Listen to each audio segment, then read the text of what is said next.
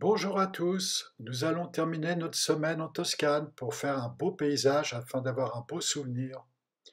Pour commencer, ça sera le printemps en Toscane et nous allons mettre beaucoup de drawing gum pour représenter les cerisiers en fleurs. Pour cela, je vais mettre vraiment une grosse masse de drawing gum à cet endroit des deux cerisiers. Pour pouvoir bien réaliser cette masse, j'ai fait un cache en faisant une photocopie et en détourant. Vous n'êtes pas obligé, mais c'est quand même beaucoup mieux. Je dépose du drawing gum sur une feuille en plastique pour que le drawing gum reste liquide et à l'aide d'une brosse à dents, vous voyez, je pulvérise des gros grains, des points, des gros, des petits. S'il y a quelques grosses taches, ne vous inquiétez pas, ne touchez pas, laissez-la, on se récupérera après, je vous montrerai comment. Voilà. Alors, n'ayez pas peur d'en mettre beaucoup parce qu'il faut quand même que ça reste une belle tache blanche, hein, c'est une question d'équilibre. Regardez avec le reflet de la lumière si vous avez bien déposé du drawing gum partout. Voilà, maintenant je retire délicatement le cache et comme ça fait une forme un petit peu molle, je vais encore rajouter du drawing gum directement sur le papier pour un peu mieux éclater les bords et que ça soit beaucoup plus naturel. Encore quelques petits points en tapotant avec mon pinceau sur le papier, en mettant un petit peu partout, vous voyez, comme ça, je peux, si je fais un oubli, et même pourquoi pas en rajouter légèrement au pinceau. Je reprends les gouttes un peu épaisses pour recharger mon petit pinceau. Parce que les branches de cerisier sont un petit peu linéaires, hein, sur le haut. Donc j'essaye de représenter ça. Alors surtout, avant de commencer, laissez bien sécher le drawing gum, hein. Attendez 1 à 2 heures pour être sûr que ce soit bien sec à cœur. Voilà. Bien, ben maintenant on va commencer par peindre le ciel. Pour peindre le ciel et être plus à l'aise, je le peins à l'envers. J'ai même tendance, voyez, à poser une cale en bois, vous ne pouvez pas le voir, mais mettre une cale en bois sous mon bloc d'aquarelle pour que les pigments sédimentent vers le bas. J'ai humidifié ma feuille à l'avance parce que je voudrais avoir un ciel absolument pur, enfin le plus pur possible, sans qu'on voie trop les coups de pinceau. Donc, vous voyez, ça me permet de poser mes jus, du bleu de cobalt, hein, bien sûr. Et voilà, je mets une cale, vous voyez, pour que les pigments sédimentent. Et je redépose encore des pigments. Mais mon papier est très humide, hein. Et je recharge plutôt vers le bas. Voilà. Encore un petit peu, j'ai vérifié. Alors en fait, c'est vrai qu'à l'envers, c'est pas toujours facile de bien voir. Et maintenant, je porte quelques petits détails sur les bords pour être sûr de bien avoir peint mon ciel. Voilà. Maintenant, alors il paraît sombre comme ça, mais il va vraiment beaucoup s'éclaircir en séchant. J'ai un énorme conifère qui est devant, donc je retire le pigment au pinceau gratteur dedans pour pas avoir une rupture. Même si c'est très sombre, ça me permet d'ouvrir un petit peu des blancs et comme ça, quand je vais peindre mon conifère, ça sera parfait. Et bien, on va commencer par peindre le paysage au lointain. Donc, pour peindre le paysage au lointain, je utilise des verts très légers avec du jaune transparent. Là, je vais presque exclusivement utiliser le jaune transparent ou le jaune Winsor, hein, c'est soit l'un, ça dépend de ce que vous avez en couleur. Alors, dans les paysages de Toscane, vous avez des champs de blé, vous avez des champs qui ne sont pas encore semés avec de la terre, vous avez des champs avec des arbrisseaux un peu plus vert sombre. Donc, si vous voulez, ce sont des palettes de vert sombre, de vert clair, de vert jaune, de terre de sienne brûlée. Donc, vous voyez, c'est un petit mélange qu'il faut faire, mais toujours dans l'humilité, parce que c'est loin, ça ne doit pas être trop précis, hein. Vous voyez un petit peu avec la photo que je vous ai envoyée pour peindre ce paysage. Ça, c'est vraiment facile.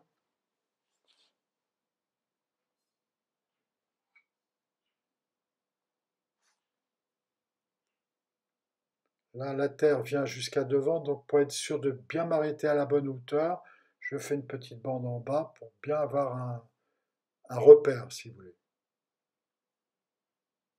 Donc, plus j'avance vers moi, c'est-à-dire vers le bas de la feuille, plus mes verts sont intenses, plus forts. C'est ce qu'on appelle la perspective aérienne, c'est-à-dire les lointains plus froids, plus diffus, plus flous. Et plus on se rapproche, plus c'est fort en pigment, plus c'est chaud. Donc je renforce par petites bandes. Il ne faut pas trop exagérer dans le détail, hein, c'est quand même un lointain. Et une petite colline au lointain avec du bleu de cobalt légèrement taché d'un fond de palette vert. Bon, je pose ma teinte. Faites attention que votre ciel soit bien sec, hein, sinon ça diffusera dans le ciel. J'apporte quelques ombres, quelques reliefs, vous voyez, toujours du même côté. Bien, ben maintenant on va commencer les bâtiments. Donc c'est comme c'est la Toscane, les bâtiments sont très ocrés. Sur la photo, c'était beaucoup moins, le bâtiment était plus gris, mais comme nous, on est des aquarellistes et des artistes, donc du coup, on transforme la couleur. Vous voyez, je retourne ma feuille pour avoir un bord bien droit. Je suis gaucher, hein, donc ça dépend de vous. Vous qui êtes droitier, c'est beaucoup plus facile pour vous. Vous passez donc un jus de terre de sienne brûlée, orange Windsor, selon votre goût, un petit peu sur la totalité des bâtiments.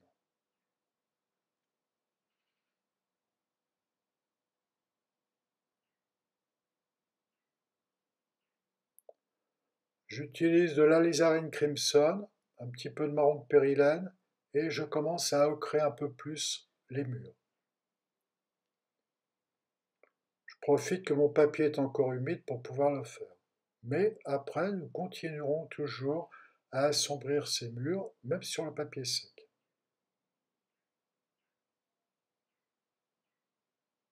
Quand vous peignez des bâtiments, comme ça, il y a beaucoup d'ombre et de lumière. Vous ne vous en occupez pas au début. En fait, je peins la couleur du bâtiment et après, j'apporterai des ombres.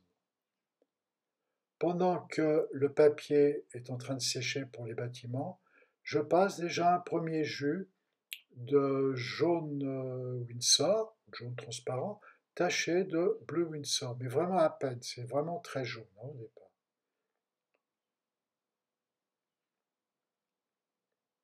Voilà, dans la totalité, vous voyez vite fait, ça met déjà en place la couleur et on reviendra après par-dessus pour porter des verts. Ce qui est intéressant aussi, c'est de très vite retirer les blancs du papier. Ça vous permet après d'avoir des tons beaucoup plus justes. Si vous avez des blancs, vous avez du mal à trouver les contrastes. J'apporte un tout petit peu de prairie verte, hein, donc je rajoute du bleu Windsor. Là, j'ai un petit arbre assez sombre et je vais peindre le tilleul qui est à droite. Donc un premier jus, là j'utilise du quinacridone gold avec du bleu Windsor. Je déchiquete bien avec la pointe du pinceau les bords des feuilles qui se détachent pour éviter d'une masse trop molle, pour pas que que ça ressemble à une éponge, hein. Donc il faut que donc je renforce le bas. J'attends que mon arbre commence un petit peu à sécher, vous voyez, en haut, le tilleul. Je renforce à l'endroit où j'ai mis du drawing gum dans mon petit cerisier et je reviens encore une fois dans mon tilleul pour l'assombrir. Maintenant que toute ma prairie est bien sèche, je repasse un deuxième glacier d'un vert beaucoup plus lumineux. Les verts lumineux, c'est toujours des jaunes transparents avec du bleu Windsor. Je vais peindre les fenêtres, tout au moins les volets fermés, parce qu'il fait chaud, il ferme les volets. Soyez assez précis, hein, dans les fenêtres, essayez de faire des beaux verticales, enfin des belles verticales. Surtout, je vous recommande, quand vous dessinez, vous peignez des bâtiments, les verticales doivent toujours être verticales, jamais de travers, sinon c'est une ruine. Et tout de suite, ça se voit quand c'est guingois, une maison mal dessinée, vous avez droit à tout avec la végétation, sauf avec les bâtiments. Les bâtiments, toujours des murs verticaux. Maintenant, je passe un premier jus pour la couleur des tuiles, très liquide, hein, un petit jus léger qui va s'éclaircir en séchant. Donc les deux toits sont orientés dans le même sens, donc je leur apporte la même couleur, mais le toit que je commence là, et lui est exposé à la lumière, donc un peu plus clair. Et je passe un jus sur le clocheton.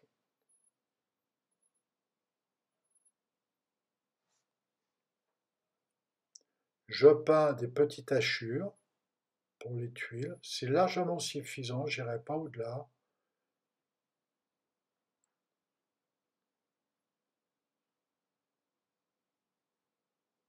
Je vous rassure, hein, je ne peins pas aussi vite.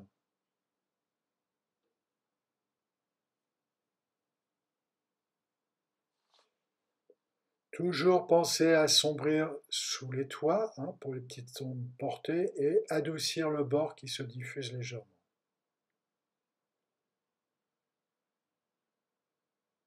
On est en Toscane, hein, il ne faut pas avoir peur de faire des ombres fortes, hein, les lumières, les contrastes sont très élevés.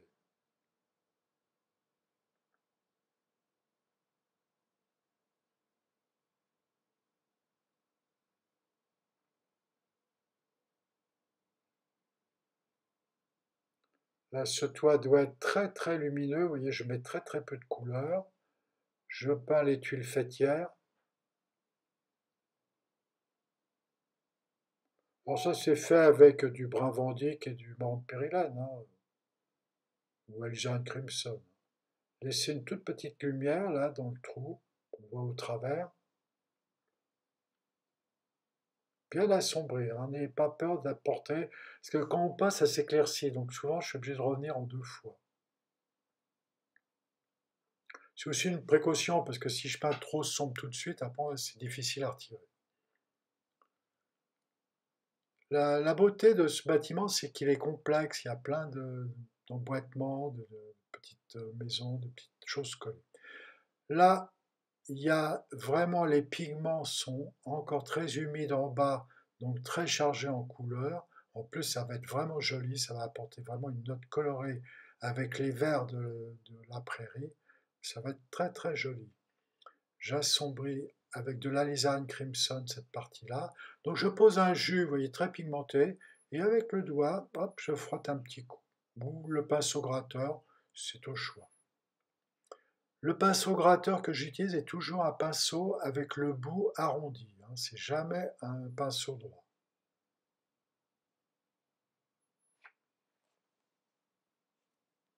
Encore une petite fenêtre, un peu plus rouge, hein, vous voyez, par rapport à celles qui sont à l'ombre.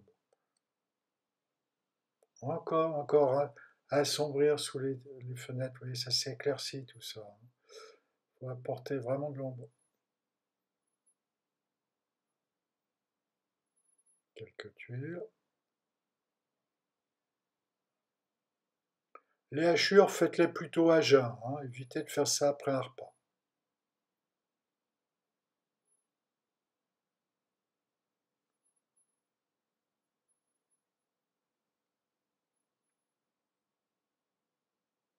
Les petites cheminées, ça donne toujours de la vie. Bien contrasté, renforcer les fenêtres, encore une fois. En rajouter même s'il n'y en a pas. Et un petit piquet pour que les gens qui se promènent derrière ne tombent pas dans le fossé. Vous savez que le Chianti, ça va vite, hein. Là, je vais peindre le leaf. Donc, je passe un jus de jaune transparent de Blue de Windsor. Je profite d'avoir un beau vert sombre pour continuer à assombrir sous mon cerisier. Il faut vraiment bien assombrir sous le cerisier parce que pour que ça soit blanc, hein. C'est vraiment le contraste. Et avec du bleu de Prusse et du brun Vandyck, j'assombris la partie de droite de mon if.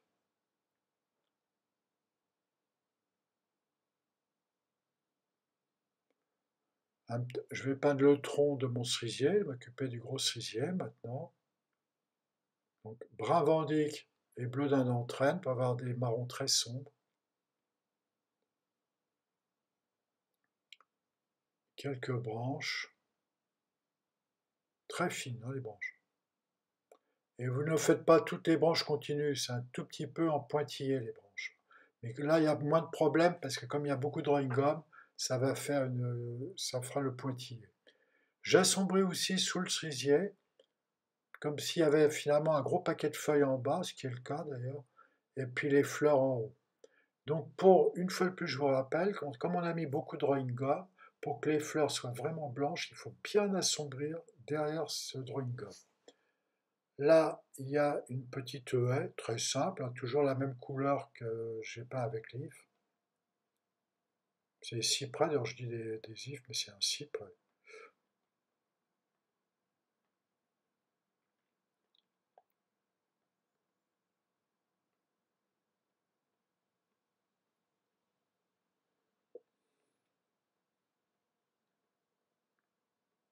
Voilà, et une fois que j'ai peint, que c'est humide, je reviens faire une sorte de mamelonnement, vous voyez, directement dans la haie pour donner un relief. Quelques arbustes derrière un peu jaunes, et je vais peindre des cyprès derrière. Je vais avoir des problèmes avec la Société nationale d'horticulture quand j'ai parlé des ifs. Vous voyez, je remets du vert derrière mon cerisier. Alors là, comme on est en Toscane, beaucoup de lumière, je vais poser mes ombres. Les ombres sont faites avec un jus très liquide de bleu de cobalt, de violet et une pointe de marron de pérylène. N'ayez pas peur d'assombrir. Ça s'appelle un glacis, c'est-à-dire que c'est un jus très liquide que je viens poser sur ma première couleur qui est déjà très sèche. Il faut bien entendu que la couleur soit très sèche. Vous allez voir, c'est spectaculaire. Du coup, votre bâtiment il prend de la force. C'est vraiment joli. Et je le retourne pour avoir des bords bien droits.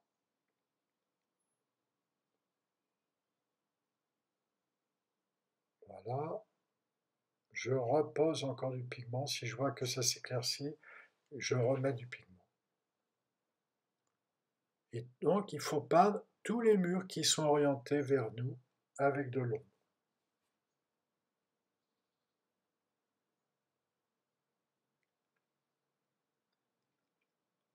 Le petit clocheton, sauf le chapeau. J'assombris bien, vous voyez les bases, hein, les coins, le petit muret là qui est une petite tranche. Encore un petit coup dans la maison. Tout ça va se diffuser doucement, hein. Voilà. Maintenant, une partie un petit peu difficile pour ceux qui ne sont pas habitués à la végétation. On va peindre tous les petits bosquets qui sont dans la prairie qui vont donner du relief. En gros, comme vous ne savez pas quoi faire, il ne faut pas vous poser de questions, il faut peindre simplement ce que vous voyez sur votre photo. Vous voyez, je pose toujours avec le même vert, hein. Le vert c'est du jaune transparent, non, il y a peut-être du Kinagold dedans, avec du bleu Windsor et un tout petit peu de terre de sienne brûlée pour avoir des jolis verts bruns. Là c'est pareil, je pose d'abord un vert pour la forme générale des bosquets, mais après je vais revenir et revenir dedans pour apporter des assombrissements. Il y a beaucoup de contrastes dans ce paysage, un paysage qui demande énormément de contrastes. Et j'assombris la base.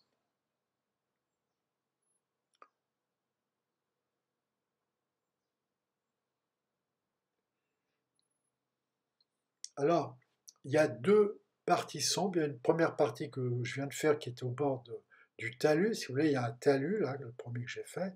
Et il y a un petit chemin qui passe entre les deux. Mais je ne savais pas, c'est pas grave. La photo le montre. Donc, je peins un deuxième bosquet de petits arbustes qui sera entre le chemin et le talus. Là, il y a un petit pêcher, hein, je fais des pêches. J'ai peint en bas à droite des branches en premier plan pour un petit peu équilibrer l'ensemble. Et maintenant ma prairie, je vais jouer sur des palettes de verts très différents. Oui, je mets des verts très claquants.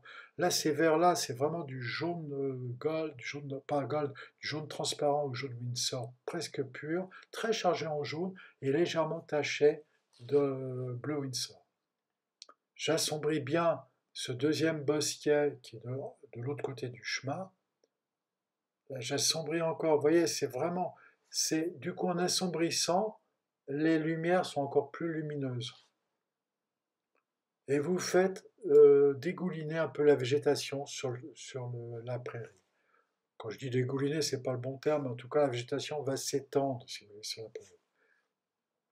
Là, je donne quelques branches plus sombres dans mon arbre qui est au premier plan, et toujours avec des verts très sombres. Alors les verts très sombres, hein, c'est bleu de Prusse, brun Vendic, et un petit peu de Kinagold. Là, j'assombris bien cette partie-là. Quelques détails.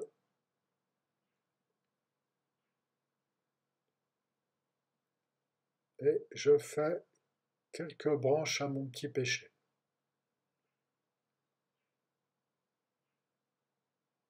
Encore un petit peu d'assombrissement dans mon cerisier. On ne le regrettera pas quand on retirera le drawing gum. En fait, vous devez assez bien voir apparaître le drawing gum. Si vous ne voyez pas le drawing gum vraiment, c'est que vous ne mettez pas assez sombre derrière lui. Encore assombrir. Après, quand on passe une question d'appréciation, c'est à l'œil. Hein, on travaille à l'œil. On voit si c'est trop clair, si c'est monotone. Alors là, sur ces arbustes, j'étais pas assez, j'ai mis trop de pigments, c'était pas assez lumineux. Donc avec mon pinceau gratteur, je viens retirer du pigment pour donner de la lumière. Et vous allez voir, c'est vraiment joli. Donc je reviens presque au blanc du papier et une fois terminé, je vais remettre du jaune transparent pour redonner de la lumière. Vous allez voir, l'effet est superbe. Et en plus, le fait que ça soit doux comme ça donne vraiment un bel aspect. Alors vous pouvez le faire avec le pinceau gratteur, disons dans la demi-heure qui suit, hein, mais il ne faut pas trop le lendemain, c'est un peu tard. Et là, vous voyez, je mets du jaune transparent, carrément. Voilà, un petit peu dans le pêcher.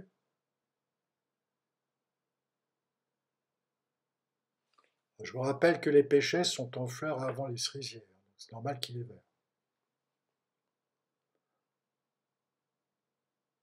Bien, j'ai retiré le drawing gum, vous voyez maintenant. Et alors, après qu'un pinceau, quand j'ai des trous blancs, un peu trop forts, je reviens un tout petit peu. Vous voyez là, la grosse tache blanche, et ben je remets quelques petits points sombres dedans. Et du coup, on retombe sur nos pieds en évitant d'avoir des grosses flaques de drawing gum. Ça permet de masquer les grosses taches de drawing gum. Voilà, c'est terminé. Je fais les remerciements à tous ceux qui m'ont apporté à manger pendant que je peignais. Et je vous souhaite une belle réussite pour la semaine prochaine. La semaine prochaine, nous reviendrons en France. Ce sera la fête des mères. Bonne semaine à vous et bon courage pour ce beau travail. C'est une belle aquarelle mais qui demande pas mal d'applications.